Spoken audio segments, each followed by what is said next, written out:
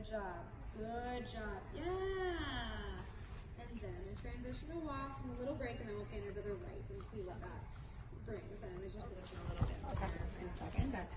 I'm gonna spiral the circle down. Good. Outside leg. Elbows staying back and down. So your seat stays back and down. Yes. And just ride like 10 to 12 meter circle right around the ground poles. Yeah. Yeah. Good. And then we're gonna. Good, then we're gonna spiral the circle bigger, but really make sure that your outside leg stays back as you spiral the circle bigger, because this is where she's gonna wanna break the trot, because we're increasing the bend in the canter, which is quite hard, and that's gonna require her to lift her back more. No, Great. that's not it. It's Great. When you get to 20 meters, a transition to trot. And right away, try to get a school trot. School trot. Ooh. And give left rein, give right rein. Oops. School trot. Boy, come back here. slow, slow, slow, slow, slow. Good. Slow, slow, slow. Yes, good. Step into your left stirrup a little bit more. Shoulder blades flat and down. Yes. Yes. Should I walk next to you? Good. Yes. Yes. Canter there. That's okay. Step into your left stirrup. Lengthen your left side. Take time. Take time. Explain it to her. Yep. Yep. Good. Step more to the left. Yep. There you go. There you go. Good. And then canter there. That's okay. That's okay. That's okay. That's okay. No problem. But not letting her change the subject. You know, we still want a school trot. Good. Yeah, drop the neck down a little bit rounder. Good. Good job. Good job. Yeah. Yes, it was 10. That's right. You just fine. And spiral down and then spiral back out. So outside leg, shoulder blades down. Think about it. You're going to tuck your shoulder blades down into your back pockets. A little bit more tone in your back and in your obliques. Yeah. Good. Good. Good. Good. Nice. And then spiral out. Left leg, left leg, left hip bone. Right leg stays back. Now increase the bend a little bit more. Yes, keep your right leg back as you do that. Yes. Good. A transition to trot, and then almost immediately back to canter. That's okay. So transition to trot. Slow the trot down. Down, down, down, down, down, down, down. Give a little bit. Yeah. Let her find her joints and canter again.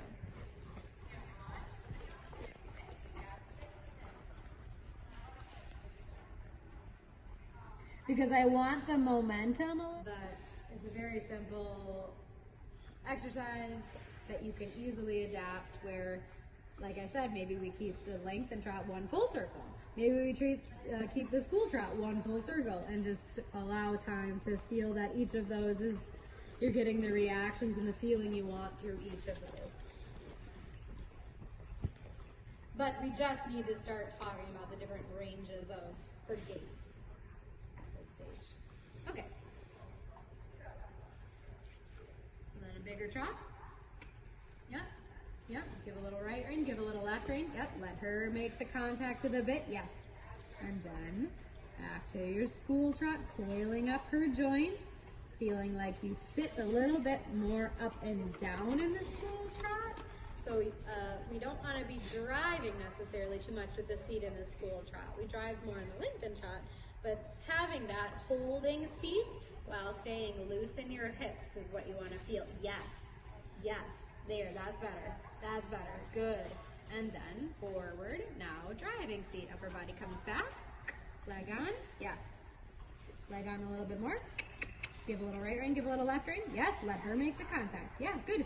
And then collect again, school trot, holding seat, keeping your hips and your legs. Sometimes it helps to think of your legs being like noodles. When you're holding in your upper body and engaging your core and your back, sometimes I like to think of my legs staying like wet towels or noodles, because that's gonna help your hips stay loose and following in the trot. Good, good. Good. And lengthen. Yes. Good. Give a little right rein, give a little left rein again. Yep. Yeah, good. And collect. Yep. And see. Smaller, smaller, smaller. Oh, smaller. Could I walk next to you? Oh my god. No, definitely not. If you can't get it, you can haul. Yep. And it's like, oh, I need to do this. Yes. Yes. This I could probably walk next to you. Yeah, exactly. Good. Good. Good. Shoulder blades staying down. Yes. There you go. Good. Because the elbows, it's not an elbow problem, and I haven't really seen it too much today. I think you're just really aware of it right now. Like, it's not because, oh, I need to keep my elbows still. Why are your elbows moving around? It has to do with your shoulders, and more importantly, your shoulder blades. So when your shoulders get bowed, like if you think about rounding your upper back, which we don't want to do, and disconnecting through your shoulder blades, your elbows are not going to be stable. Stable elbows and stable hand come from a stable upper body and stable shoulders. Yes, yes. There you go. Good, good. So it's important to know like the biomechanics of that. If you think about your elbows being still, think about what that's going to do to your arms. It's going to make them really tense and really stiff. And we don't want stiff arms. We want supple arms. So we can keep the contact soft. Okay, forward again. Good. And when she wants to have that tendency to hollow or come up, just because she's weak, you know, it's not like, oh my God, she's weak, she's got a problem. It's weak because she's, you know, first level horse. All first level horses are weak. Yeah, and so she tries to evade by tensing up. Good. Good. Yeah, there's the swing. Do you feel that in her hips? It's like boom, boom, boom, swinging, swinging, swinging, swinging. Good. Good. Good. Oh, whoa. One more time. Yeah. Beautiful. Beautiful. Yeah. Good. Good. And collect. Shoulder blades. Legs like wet towels to keep your hips supple. Good. Good, and yes, excellent, excellent. Good. And a walk break. Okay. Awesome. Or what her tendencies are. So her tendency is to be tight and quick right now, and a little bit like up and down. You need to put her low, slow her down, and even if you go to sitting trot right away. So like way too fast already. Yeah. We need, like, let's talk about her trot as far as miles per hour in the trot. That was like 8 miles per hour. I want her going like 4 to 5 miles per hour. Eventually, whether it's today, whether it's tomorrow, whether it's in 2 weeks, whether it's in 2 months, we want to go back to 8, for sure. We want to go to all the dials. But she needs to start learning at this place in her education that you have 27 different trots you could pick from. Not just fast and slow. That you can always turn up the dial, turn down the dial. So let's stay on a 20-meter circle here, and to do that, what I want to do is just really black and white.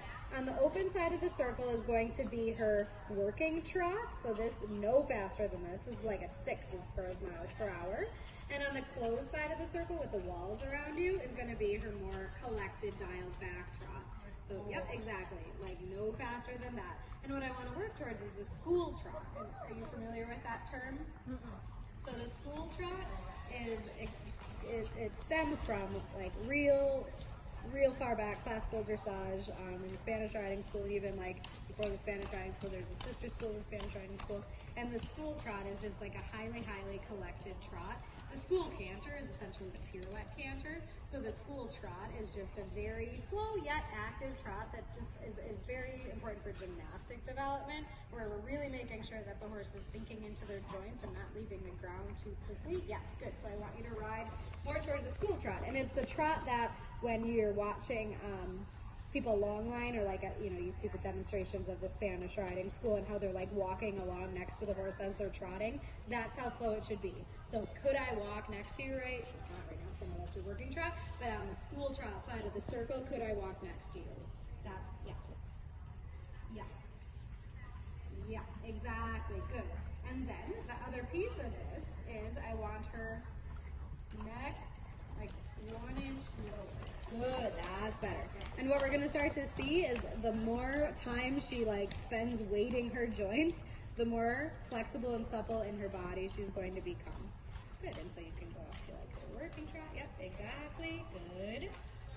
And then back to a little school trot, and you can even just hold the school trot the entire time around the circle. Good. And then you should feel like you're not constantly holding her back to keep her in the school trot. If that's the case, then you need more walk halts, or I'm sorry, trot halts.